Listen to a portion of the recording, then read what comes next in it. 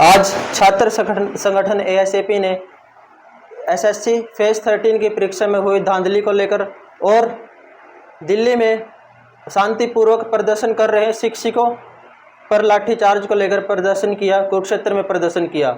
जैसा कि आप सभी को पता है, जो एसएससी फेज 13 की परीक्षा जुलाई में हुई थी, उसको लेकर एसएससी की जो कमेटी थी, उन्होंने सेंटर 500 युवाओं के सेंटर 500-600 किलोमीटर की दूरी पर तय किए गए। युवाओं को 500-600 किलोमीटर जाकर पता चला कि उनकी परीक्षा तो रद्द हो गई है। इससे लाखों की संख्या में युवाओं का भविष्य खराब हो रहा है। जैसे एक राजस्थान का स्टूडेंट था, उस स्टूडेंट का सेंटर ये अंडमान निकोबार दिया गया था। इससे आप अंदाज़ा लगा सकते हैं कि देश का भविष्य किस ओर जा रहा है। माननीय भाजपा सरकार, माननीय मोदी जी बोलते हैं कि सब कुछ मोदी जी के नेतृत्व में हो रहा है, फिर भ्रष्टाचार किसके नेतृत्व में हो रहा है। जैसे कि पिछले 10 सालों में नीट, नेट, जेआरएफ और बीपीएससी, यूपीएससी की सैकड़ों परीक्षाएं रद्द हुई हैं या फिर उनका पेपर लीक हुआ है।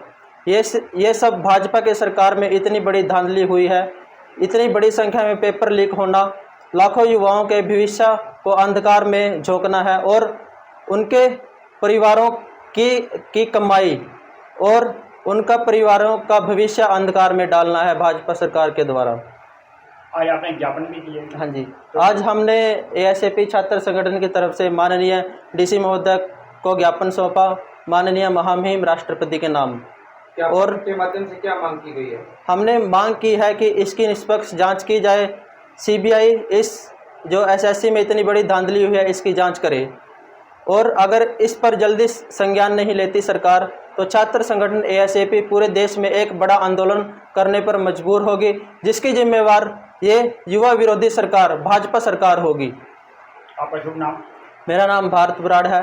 मैं कुरुक्षेत्र विश्वविद्यालय से अध्यक्ष हूँ, छात्र संगठन एएसएपी से। आज छात्र संगठन एएसएपी ने एसएससी फेज 13 की परीक्षा में हुई धांधली को लेकर और दिल्ली में शांतिपूर्वक प्रदर्शन कर रहे शिक्षकों पर लाठीचार्ज को लेकर प्रदर्शन किया, कुरुक्षेत्र में प्रदर्शन किया।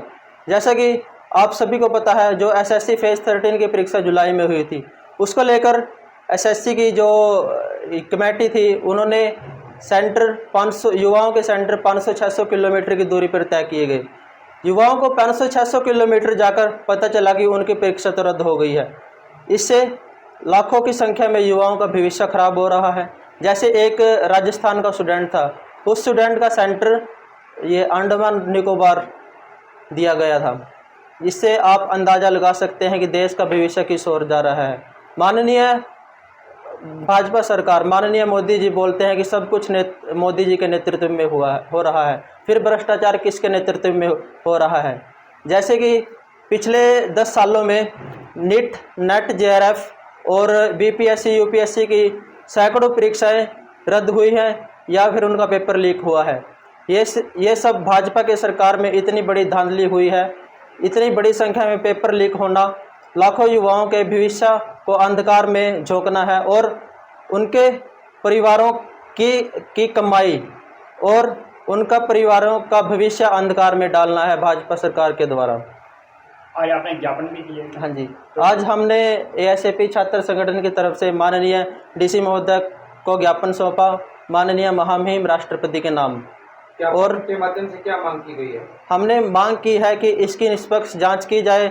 सीबीआई इस जो एसएससी में इतनी बड़ी धांधली हुई है, इसकी जांच करे और अगर इस पर जल्दी संज्ञान नहीं लेती सरकार, तो छात्र संगठन एएसएपी पूरे देश में एक बड़ा आंदोलन करने पर मजबूर होगी, जिसकी जिम्मेवार ये युवा विरोधी सरकार, भाजपा सरकार होगी। आपका शुभ नाम? मेरा नाम भारत बराड़ है। मैं कुरुक्षेत्र विश्वविद्यालय से अध्यक्ष हूँ, छात्र संगठन एएसएपी से।